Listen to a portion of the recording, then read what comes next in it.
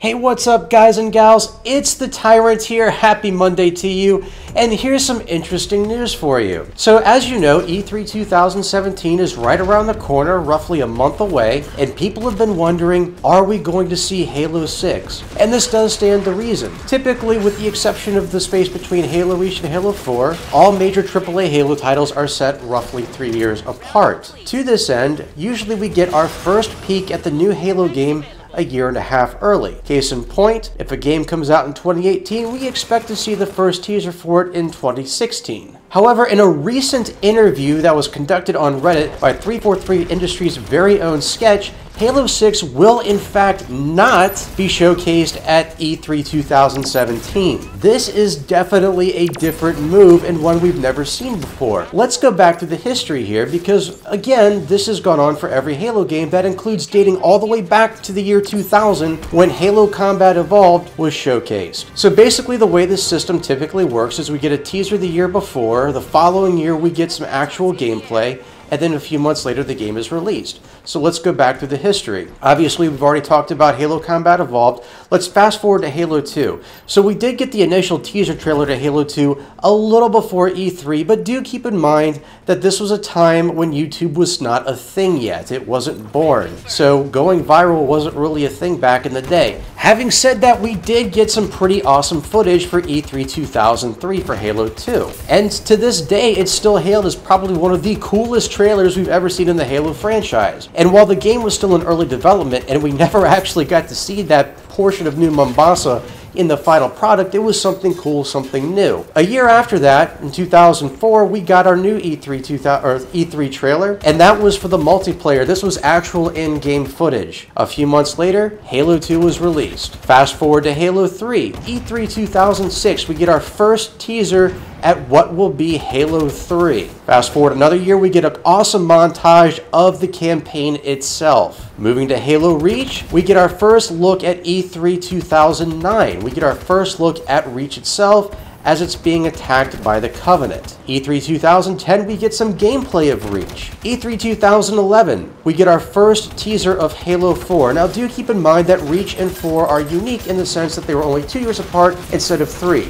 However, we can sort of excuse this since both games were developed by two different companies. Halo Reach was developed by Bungie, and Halo 4 was developed by 343 Industries. And when E3 2012 comes along, we actually get a demo of the mission Infinity. Fast forward to Halo 5, E3 2014, we get our first look at what a Guardian is, and Master Chief in his present state. And then on to 2015, we get some gameplay from the Battle of Sinayan. So this is a pretty effective pattern and a very predictable one. But as strange as it is, there is nothing for them to showcase for Halo 6 for E3 2017. This is odd because we're now officially halfway through the typical AAA Halo cycle, and so we should be seeing something right now. So this does stand to reason that the game will not be released when we think it's going to be released, which would honestly be fall of 2018. Now, a lot of people may see this as a bad thing. Quite honestly, I see it as exactly the opposite. Throughout the last year and a half, I've been saying that if they had taken just another year to make Halo 5, it would have been better than the one that we actually got. It took them over a year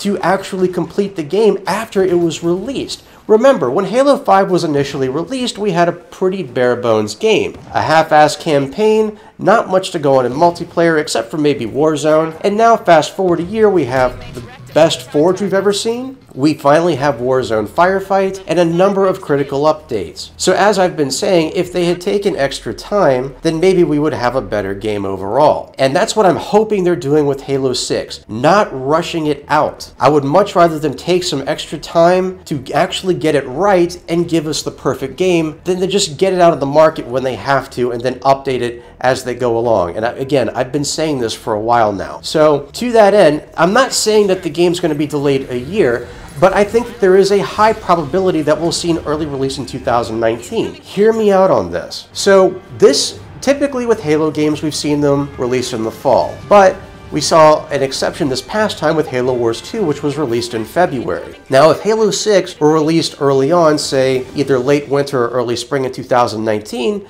this would do a couple of things. First of all, yes, it would give them a few extra months to make sure everything's polished, but it also keeps them from having to go up against the competition. Keep in mind that we see a lot of games come out in the fall. 2015 alone, we saw Black Ops 3, we saw Fallout 4, and we even saw Star Wars Battlefront. Last year, Gears of War 4 was released, and that's not a Halo title, but it is a Microsoft title. And even though it's in third person and not a first person shooter, it was a major title released and competed against Call of Duty Infinite Warfare, Titanfall 2, and Battlefield 1. Now, the immediate disadvantage of pushing the title back instead of releasing it during the holidays is obviously you're not going to get those holiday sales. But keep in mind, not everyone can buy every game when it comes out, and people do have to choose. With the way things have been going with Halo over the last few years, it stands to reason that if there are other options on the table, people might opt for them instead of Halo. Now, if Halo 6 comes out a few months later, people might have their money back, they can finally look at this, and there's not going to be a lot of competition for them, so people can jump on it,